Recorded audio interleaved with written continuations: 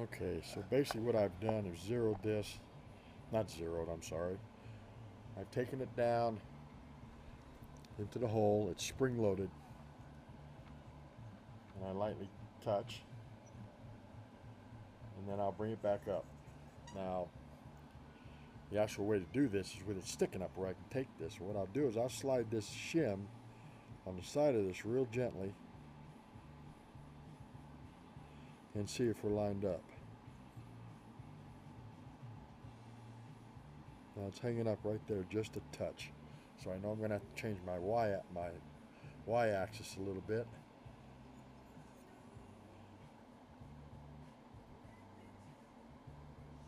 And the x-axis. So I know from experience that I'm probably just a few thou off. So I want the x-axis to rack back this way just a hair. I'm at 631.5 right now. So I just want to bring this back to a point. Just make that 630. And then check this again. It hangs up right there. So I know I need to go in just a touch. So we'll go in and let's make it 95.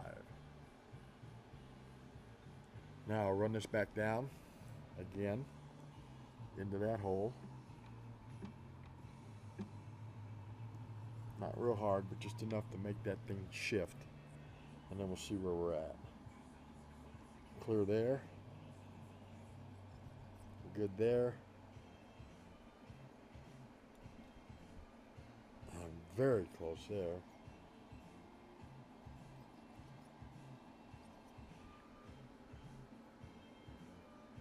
Okay, the y-axis is extremely close.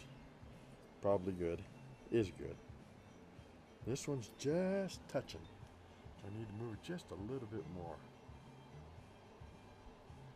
So we moved it about 1 thou. Run her back down again. Bring it up.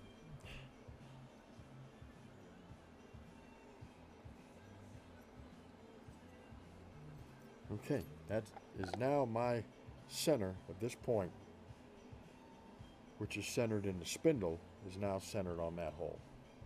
Now, that doesn't say that that hole is perfectly centered, does it? So there's some other checks I have to do, but for my purposes right now, where I just want to drill a through hole through the piece that I've added to center up, this will do. So we're gonna, and this is just a 5,000 shim. I usually don't use a real thick shim. 5, 10, 15, you know, any of those will work just fine. So we'll let this we'll bring this up.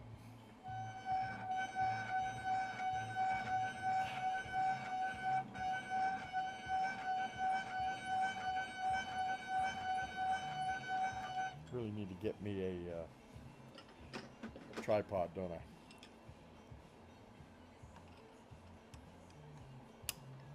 All right, I'll take this out. Now I know from prior experience that the hole in this particular scutcheon on these Taxol's Vantage stocks, Tactical, excuse me, Tactical Solutions Vantage stocks, is a 1/4 inch hole, which gives a little clearance for a number 12 screw, which is a standard takedown screw on a 1022. So what I'm going to do is take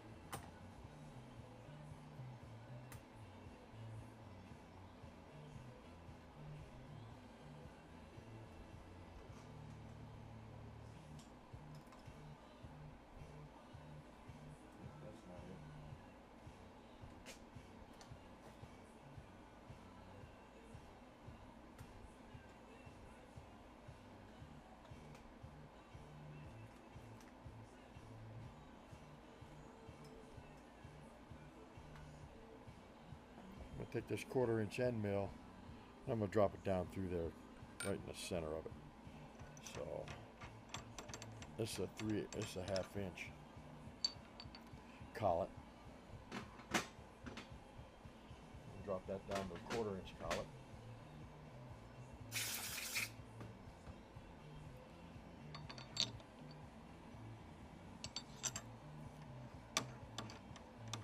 One thing you want to remember with your takedown screw is you don't want it touching the sides of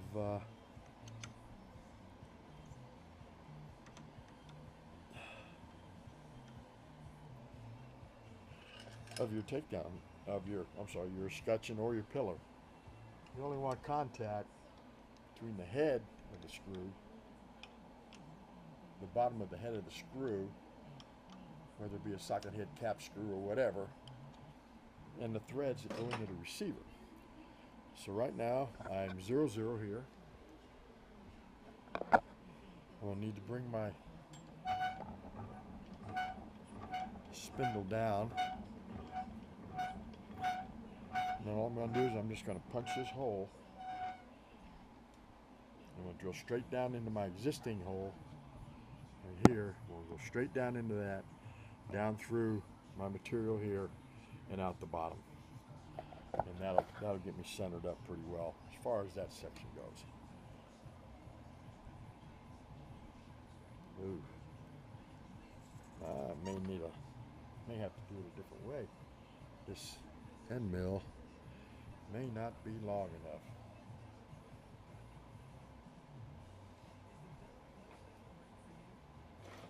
I can always use a drill bit, but I'd rather use an end mill.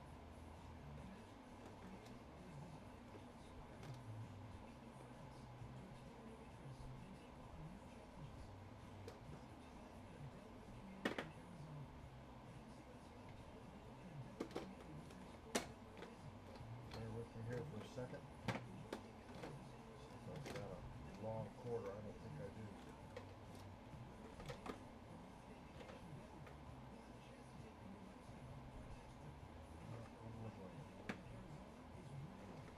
Well, hang on.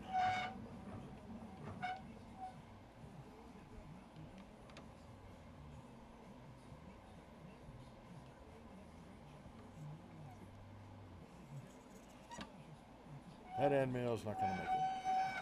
Thought it was long enough.